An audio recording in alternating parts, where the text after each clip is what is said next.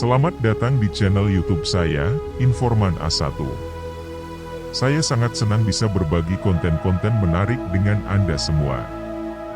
Di sini, Anda akan menemukan video-video yang berkaitan dengan topik-topik yang saya minati, seperti dunia intelijen atau spionase.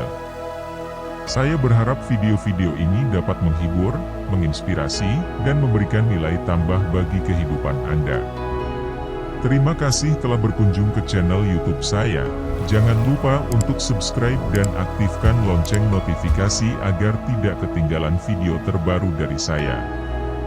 Pada kesempatan kali ini saya ingin membagikan kisah tokoh intelijen dunia, Richard Sorge.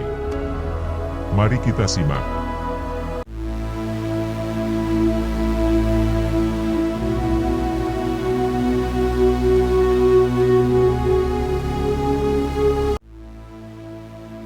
Apakah ada mata-mata yang lebih licik dari Richard Sorge? Dikenal sebagai salah satu agen rahasia terbesar abad ke-20, dia menjalani kehidupan ganda sejak kelahirannya. Ibunya orang Rusia dan ayahnya orang Jerman. Dia lahir di Baku, Rusia tetapi dibesarkan di Jerman. Sorge adalah seorang anak Jerman dengan semangat patriotik yang tinggi, dan ketika Perang Dunia Pertama pecah pada tahun 1914 dia meninggalkan sekolah dan mendaftar sebagai tentara. Dia dikirim ke front utara, di mana dia bertempur dengan gagah berani dan dianugerahi Iron Cross atas usahanya. Tapi dia juga menderita luka kaki akibat pecahan peluru yang membuatnya pincang selama sisa hidupnya. Sembuh dari lukanya, dia kembali ke Berlin. Setelah itu pandangan dunia Sorge berubah. Dia kehilangan kepercayaan pada patriotisme, dan Sorge tampaknya telah menemukan ideologi yang lebih cocok. Membaca buku-buku Karl Marx, dia percaya bahwa filosofi ini adalah jalan menuju persatuan dan perdamaian dunia. Secara kebetulan yang luar biasa, keluarga tersebut ternyata berhubungan. Paman dari pihak ayah ternyata adalah sekretaris pribadi Marx. Setelah keluar dari rumah sakit, Sorge melanjutkan studinya. Dia lulus dari Universitas Hamburg dengan gelar doktor dalam ilmu politik. Sekarang menjadi anggota komunis, dia bekerja keras merekrut mahasiswa untuk kepentingan politiknya. Namun, polisi Jerman yang mencurigainya sebagai mata-mata komunis berencana menangkapnya. Berpura-pura memberikan informasi rahasia, Sorge terbang ke Moskow. Pada tahun 1917, Rusia menjadi negara komunis pertama dan berganti nama menjadi Uni Soviet. Ia disambut dan direkrut oleh pimpinan Rusia karena bakat, dedikasi, dan tekadnya dapat digunakan untuk kepentingan Rusia. Mereka pun tergelitik dan takjub mendengar tentang hubungan keluarganya dengan Karl Marx, yang merupakan sosok yang sangat disegani di negara itu saat itu. Di Moskow, Sorge dilatih sebagai mata-mata dan diajari bahasa Prancis, Rusia, dan Inggris.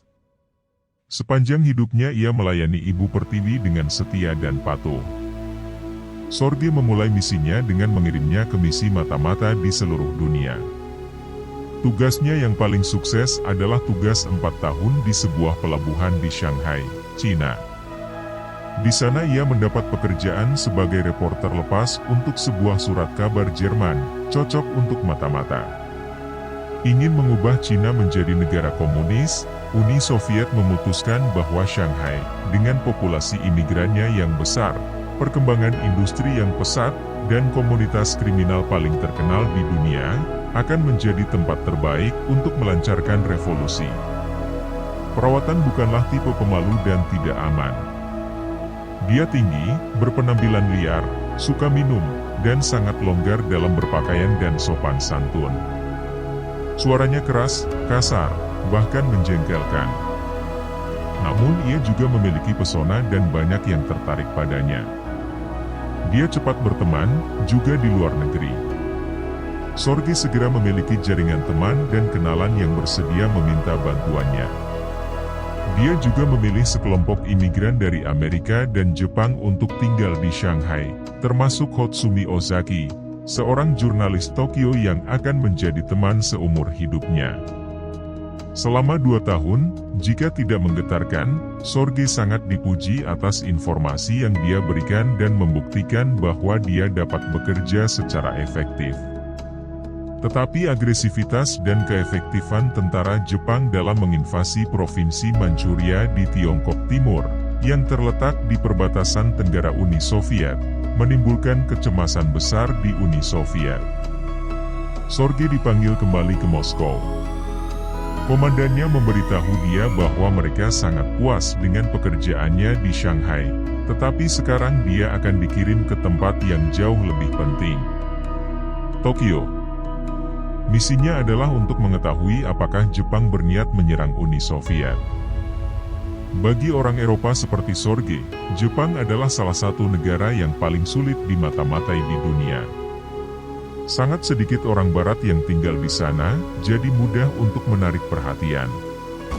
Mereka juga harus belajar bahasa yang benar-benar asing dan beradaptasi dengan kebiasaan masyarakat yang sangat berbeda. Misalnya, di Jepang, sangat tidak sopan menunjuk hidung seseorang di depan umum. Kendala terbesar adalah pihak Jepang memiliki kecurigaan yang sangat kuat terhadap aktivitas yang mengarah pada spionase. Ini adalah tugas yang sulit dan membutuhkan strategi jangka panjang. Kekhawatiran mulai menyamarkan dirinya. Dia kemudian menjadi jurnalis Jerman, dan untuk melakukannya secara efektif dia harus kembali ke tempatnya semula. Namun saat itu Adolf Hitler dan Nazi sangat berkuasa di Jerman. Mereka adalah anti-komunis fanatik, dan Sorge yakin bahwa Gestapo, polisi rahasia Nazi, akan mengetahui sejarahnya sebagai mahasiswa komunis di Hamburg. Dengan keberanian yang besar dia memutuskan untuk kembali. Dia senang. Entahlah, mungkin sisa-sisa catatannya tidak terjangkau karena jauh di antara tumpukan dokumen polisi yang berdebu?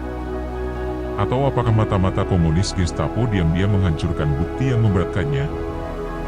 Dia tidak pernah tahu mengapa dia tidak ditangkap. Dengan meminta referensi dari mantan editornya, Sorge menetapkan identitas yang kredibel untuk dirinya sendiri sebagai jurnalis Nazi yang ingin bekerja untuk kepentingan Jerman dan pemimpin Nazi yang baru. Ternyata topengnya sangat meyakinkan, bahkan Abwehr, dinas rahasia Jerman, memintanya untuk menjadi mata-mata bagi mereka. Dia dengan cepat memperoleh paspor Jerman dan melakukan perjalanan ke Jepang pada Agustus 1933. Jelas ada kekhawatiran bahwa dia akan tinggal di Jepang untuk waktu yang lama. Dia menghabiskan 2 tahun pertama untuk membiasakan diri dengan negara asing yang baru dan budayanya yang tidak biasa.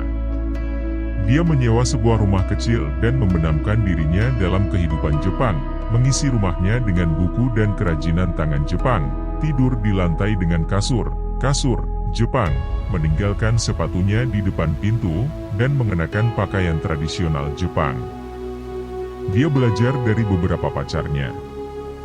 Dia menulis artikel yang sangat bagus untuk surat kabarnya, yang mengokohkan reputasinya sebagai salah satu koresponden asing terbesar di Jerman. Teman-temannya dari surat kabar Jerman memberikan surat rekomendasi kepada orang-orang penting di Tokyo, dan dalam waktu singkat Sorge menjadi sangat populer di kalangan sosial Jerman yang kecil namun dihormati di Tokyo. Dengan semakin percaya diri orang-orang di sekitarnya, ia kemudian menghubungi orang-orang yang mungkin berguna dalam kegiatan spionasenya. Sorge diterima secara khusus di kedutaan Jerman, yang pejabatnya ingin bertemu dengan seorang rekan senegaranya yang tahu banyak tentang negara-negara di Timur Jauh. Ketika Sorge menceritakan semua yang diketahui tentang Cina, mereka menceritakan tentang sejarah kuno dan kebijakan luar negeri Jepang. Secara signifikan, Sorge berhasil menjalin hubungan persahabatan dengan atase militer kedutaan, Letnan Kolonel Oti, yang bahkan mengizinkan Sorge bepergian bersamanya dalam misi pengintaian ke Manchuria. Sebagai mata-mata, Sorge memiliki kendali yang sangat baik atas pekerjaan dan kehidupannya sendiri, tetapi atasannya di Soviet memintanya untuk memulai jaringan mata-mata. Dia mulai merekrut calon anggota pertama dan benar saja itu adalah Ozaki Honami. Teman lamanya dari Shanghai, sekarang kembali ke Tokyo dan masih menjadi jurnalis. Hotsumi tidak memiliki keyakinan yang sama dengan Sorge pada komunisme tetapi tidak senang dengan serangan negaranya di Manchuria, serta upaya agresif terhadap seluruh Cina, yang dia anggap sebagai ancaman perdamaian dunia. Seperti Sorge, dia mengenal banyak orang yang berguna dan berpengaruh. Juga termasuk dalam kelompok itu adalah komunitas Yugoslavia bernama Branko Vukelic yang bekerja sebagai fotografer teknis dan reporter, dua hal yang nyaman sebagai mata-mata. Dia juga merekrut Miyagi Otoku Jepang Amerika, yang kembali ke Tokyo dari California dan menjadi seniman yang hidup sederhana dengan menjual lukisannya. Terakhir Max Clausen, seorang Jerman yang juga masuk dalam tim. Dia telah bekerja dengan Sorge sejak hari-harinya di Shanghai dan akan menjadi operator radio, menyiarkan laporan langsung ke Uni Soviet. Jaringan mata-mata ini memiliki kelemahan. Sebagian besar teman Sorge bekerja adalah orang asing. Meskipun lahir di Jepang, ia dibesarkan di Amerika, meskipun ia sering mengagumi cara dan perilaku orang Jepang. Hotsumi tidak tergantikan. Dialah yang mengatur perekrutan informan di lingkungan pemerintahan. Melalui karya jurnalistiknya, ia menjadi penasihat khusus Perdana Menteri Jepang Pangeran Konoye. Bekerja dengan Konoye, dia memperoleh akses ke informasi rahasia.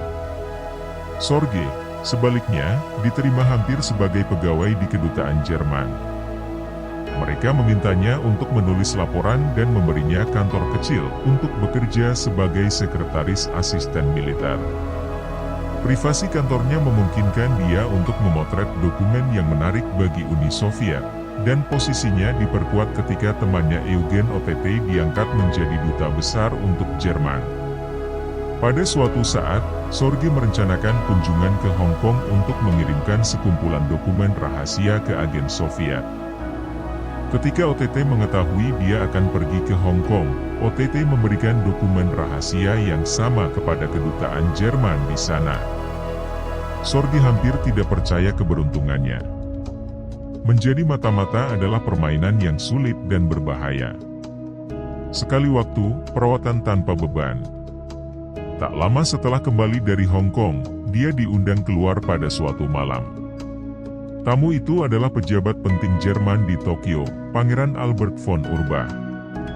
Keduanya pergi ke beberapa bar di sekitar kota. Pukul 2 pagi, Sorge sangat mabuk dan ingin pulang. Dengan cepat, dia menaiki sepeda motor yang biasa dia kendarai keliling Tokyo dan melaju di tengah malam. Dia segera terpojok setelah menabrak terlalu cepat ke tembok dekat kedutaan AS. Seorang penjaga kedutaan segera berlari dan melihat Sorge berdarah dan tidak sadarkan diri. Kemudian mereka menelepon kedutaan Jerman. Von Urbach tiba lebih dulu. Sorge sadar kembali dan ingat bahwa di sakunya ada beberapa dokumen yang dicuri dari kedutaan Jerman. Dia berhenti dan berkata, "Panggil Clausen ke sini." Untungnya, Von Urbach melakukan apa yang dia minta. Sorge memberikan dokumen itu kepada Clausen dan kembali pingsan. Kecelakaan tersebut menyebabkan luka serius di kepala. Dia juga kesulitan menggerakkan beberapa otot di wajahnya. Akibatnya, ekspresi wajahnya tetap selalu terlihat marah dan sedih. "Sepertinya topeng Jepang," kata seorang teman. Saat dia pulih secara bertahap, kehidupan Sorge sebagai mata-mata memasuki fase terpentingnya. Pada bulan September 1939, Jerman menginvasi Polandia, dan Perang Dunia Kedua dimulai. Ini adalah berita penting bagi pemerintah Jepang sebagai sekutu Jerman. Atasan Sorge terkejut mendengar rencana Jepang. Uni Soviet menandatangani perjanjian bersama dengan Jerman sebulan sebelum dimulainya perang, dan semua pihak berjanji untuk tidak saling menyerang. Tapi Soviet masih sangat curiga terhadap Jepang di perbatasan dengan Manchuria. Sorge memberikan jawaban meyakinkan kepada Jepang bahwa dia tidak tertarik pada Uni Soviet. Tujuan akhirnya adalah untuk mengontrol Cina dan mencegah negara-negara Barat mengambil kekuasaan. Amerika, Inggris Raya, Prancis, dan Belanda yang memiliki tentara dan koloni di timur jauh. Namun kemudian kekhawatiran memunculkan informasi penting lainnya yang sangat mengkhawatirkan. Dia melihat bahwa Jerman tidak berniat menghormati perjanjian dengan komunis. Hitler berencana untuk menyerang dan mengirim pasukannya ke jantung Uni Soviet. Aku hanya menunggu waktu yang tepat. Berita itu sangat tidak nyaman, terutama bagi seseorang yang berkomitmen pada komunisme seperti Sergei, tetapi keadaan menjadi lebih buruk dan otoritas Moskow tidak mempercayainya. Ini sangat menakutkan sehingga Sergei telah mengumpulkan bukti untuk mendukung kliennya. Pada Mei 1941 dia memiliki bukti yang sangat meyakinkan. Jerman telah mengerahkan 19 divisi di perbatasan Soviet.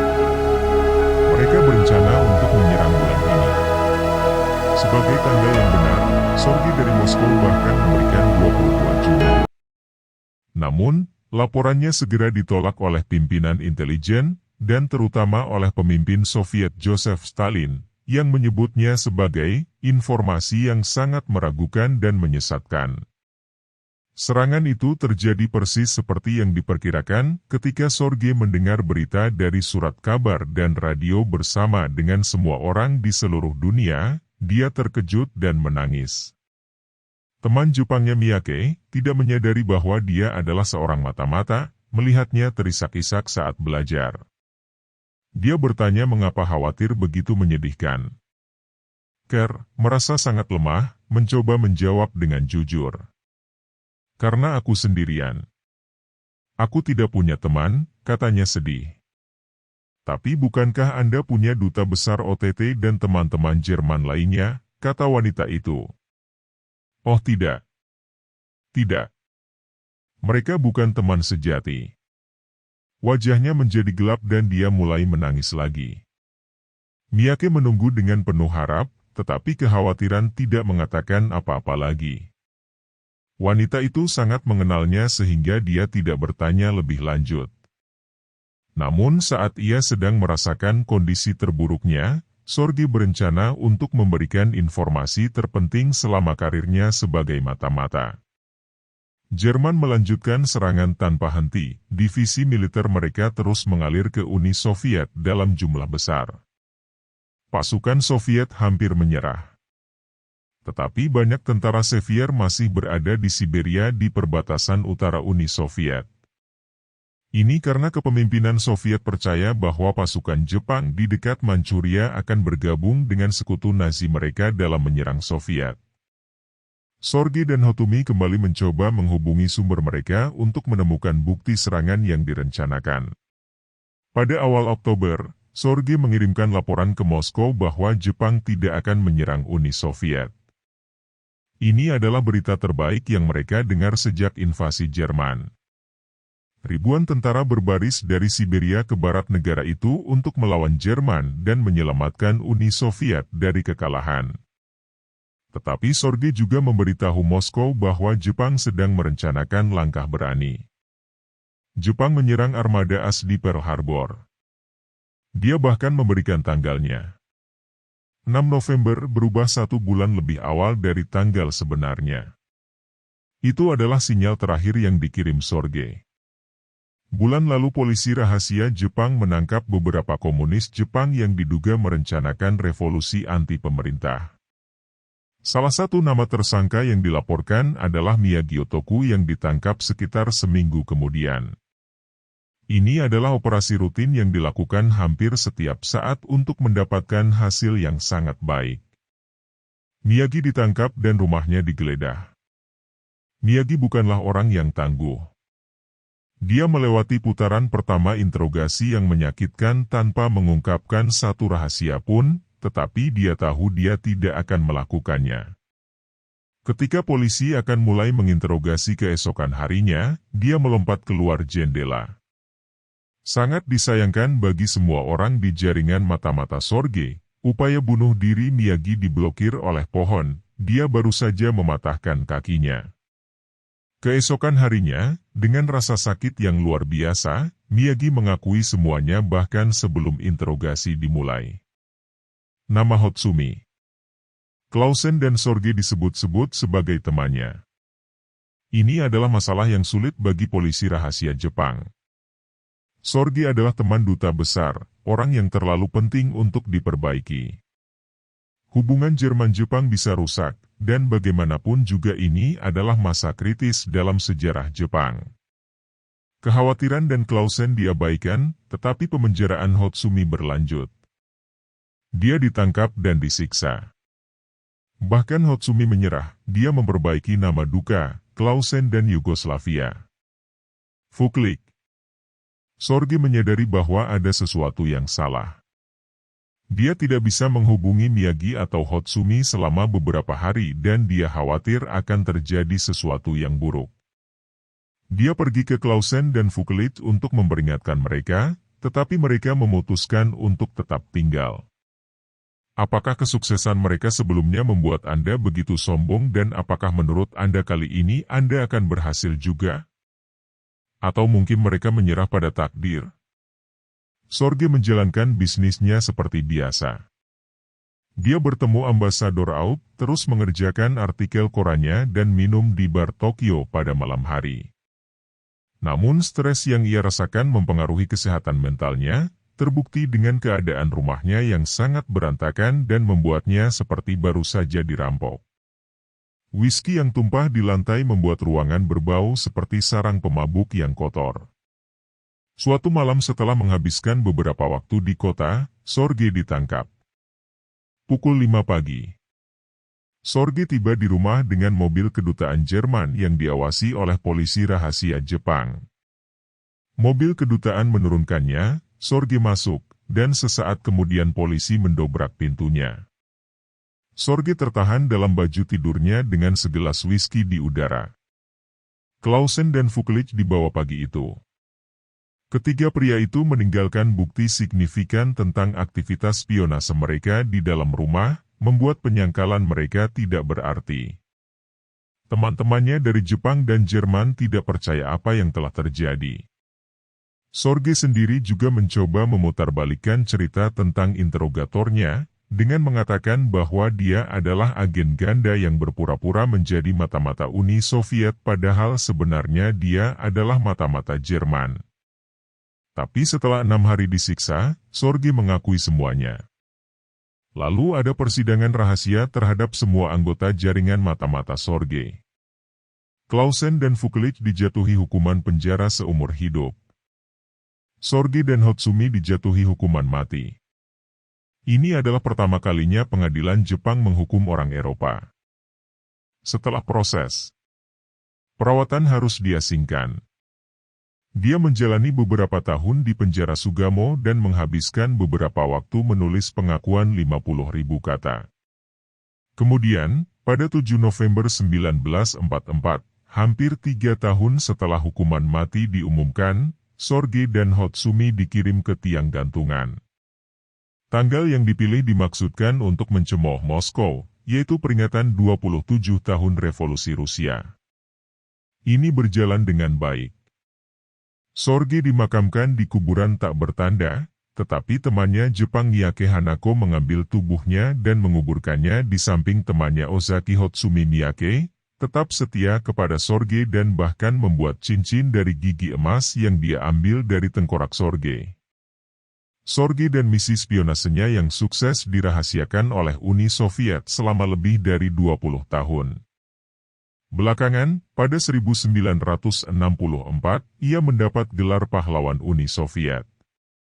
Sebuah jalan di Moskow dinamai menurut namanya. Dan wajahnya bahkan tercetak di perangko. Buku dan artikel telah diterbitkan tentang karirnya. 2 dekade setelah kematiannya, dia diakui sebagai mata-mata ulung dan tidak ada yang mencurigainya.